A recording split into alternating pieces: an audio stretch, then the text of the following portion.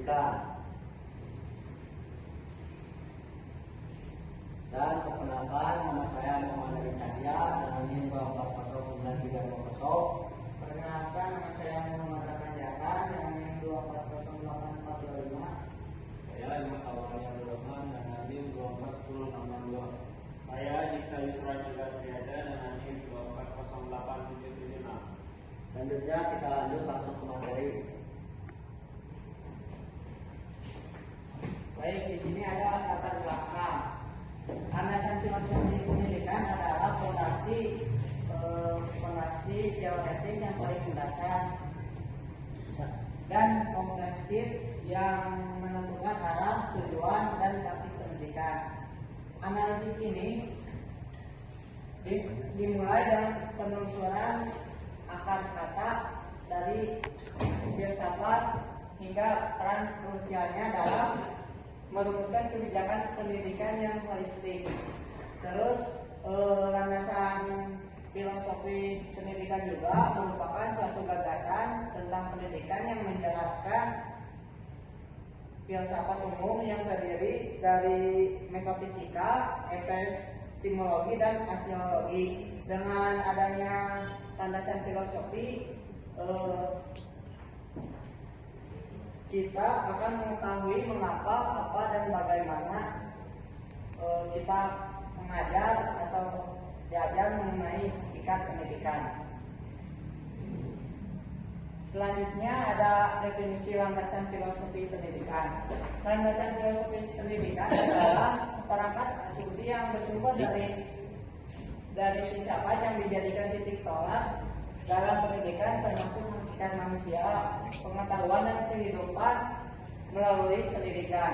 Selanjutnya akan disampaikan oleh teman saya.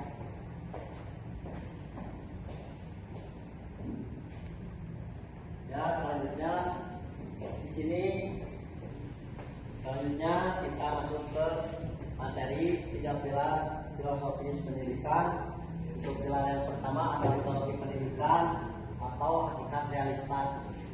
Jadi ontologi pendidikan ini adalah cabang filsafat yang membahas hakikat segala sesuatu yang wujud, termasuk hakikat manusia dan pendidikan itu sendiri.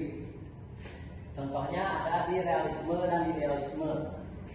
Untuk yang kedua, epistemologi pendidikan atau hakikat pengetahuan.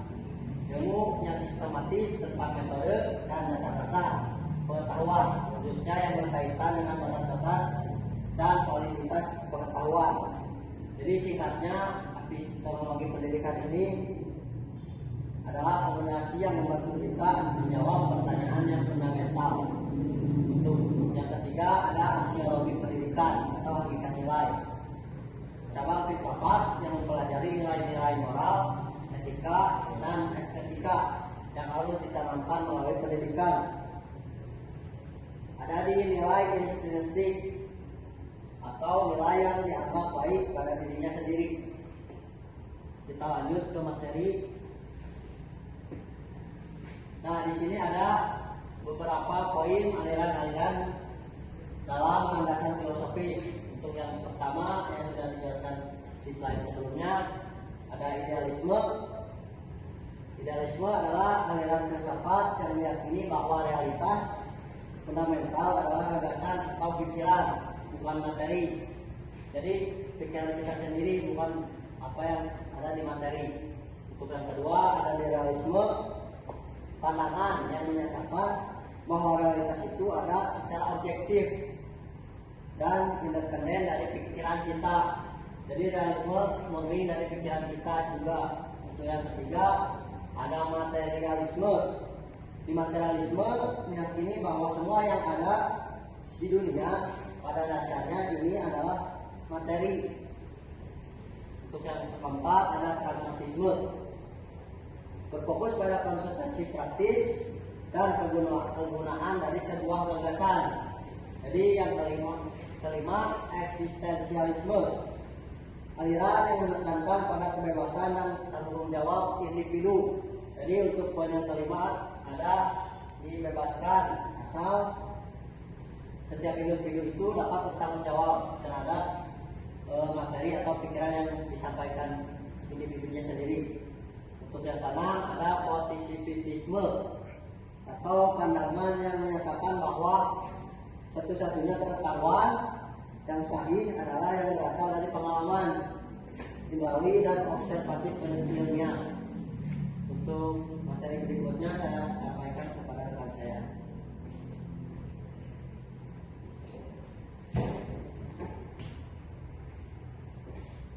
Baik, selanjutnya ada fungsi dan tujuan landasan filosofis pendidikan. Yang pertama adalah menentukan tujuan pendidikan.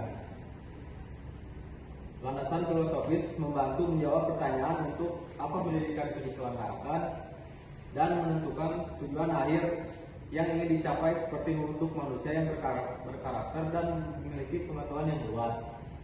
Dan yang kedua, mengarahkan metode pembelajaran. Pemahaman filosofis akan mempengaruhi bagaimana cara mendidik kurikulum yang digunakan dan metode pembelajaran yang tepat. Dan yang ketiga, membentuk sistem nilai. Landasan ini menjadi sumber nilai dan prinsip yang membentuk pendidikan menjadi sistem yang utuh dan bermakna seperti Pancasila dalam pendidikan Indonesia. Dan yang terakhir, memberikan bimbingan dan arah. Bagi pendidikan, landasan filosofis berfungsi sebagai panduan normatif untuk menghindari kesalahan konseptual dan memberikan arah yang jelas dalam praktik pendidikan. Selanjutnya di sini ada contoh aliran pemikiran dan landasan di Indonesia. Yang pertama ada aliran filsafat. Beberapa aliran filsafat seperti idealisme, realisme, dan pragmatisme memiliki pengaruh pendidikan dengan fokus masing-masing pada realitas spiritual, objektivitas realitas, dan pentingnya pengalaman praktis. Yang kedua ada Pancasila di Indonesia. Di Indonesia, Pancasila merupakan landasan filosofis utama yang mendasarkan pendidikan pada nilai-nilai luhur dan membentuk manusia Indonesia yang berkarakter, berkeadilan dan religius. Dan yang ketiga, Bhinneka Tunggal Ika. Konsep ini juga menjadi bagian dari landasan filosofis untuk menciptakan pendidikan yang mempromosikan toleransi dan harmonisasi. Selanjutnya akan diserahkan kepada rekan saya. Baik, selanjutnya ada struktur landasan filosofis pendidikan. Landasan filosofis pendidikan yaitu sesungguhnya merupakan suatu sistem gagasan tentang pendidikan yang diedukasi atau dijabarkan dari suatu sistem gagasan.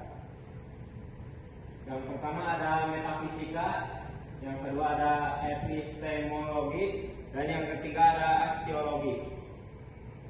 Konsep filsafat umum, konsep pendidikan. Yang pertama ada hakikat realitas, yaitu tujuan pendidikan. Yang kedua ada hakikat manusia, yaitu kurikulum pendidikan.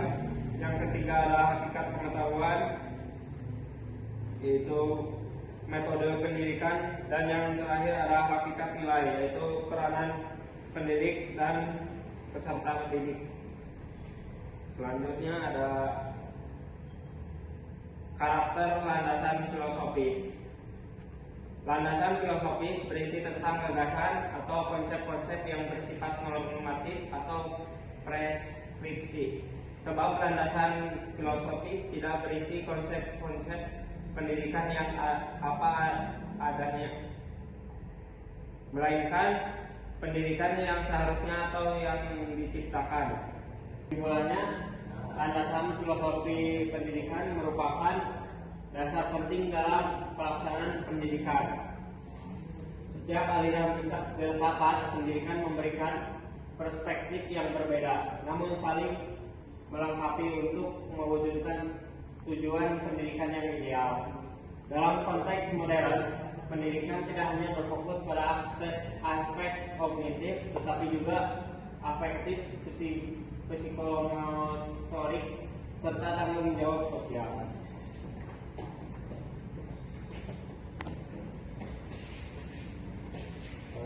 Mungkin penjelasan materi dari kelompok 1 cukup sekian. Lebih kurangnya mohon maaf. Assalamualaikum warahmatullahi wabarakatuh.